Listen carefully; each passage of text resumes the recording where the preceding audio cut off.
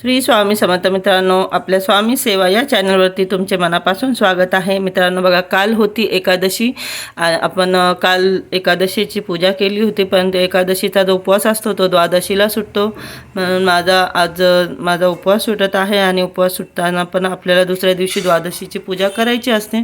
तर इथे मी श्री विष्णू श्री खाटू श्याम बाबा आणि स्वामी समर्थ यांना द्वादशीचा भोग लावलेला आहे बघा मित्रांनो.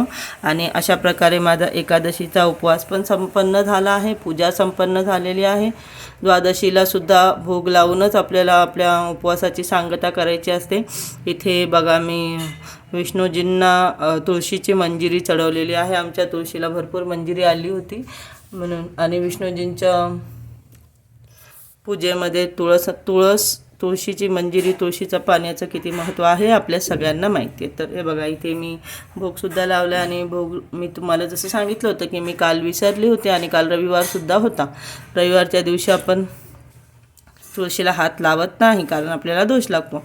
म्हणून मी आज सकाळी उठल्याबरोबर पहिले तुळशीपत्र तोडून घेतलं, कारण की नंतर विसरायला होतं मित्रांनो. तर अशा प्रकारे माझा द्वादशीची पूजा आणि एकादशीचा उपवास हे संपन्न झालेलं आहे. भेटूया पुढच्या व्हिडिओत. श्री स्वामी समर्थ मित्रांनो.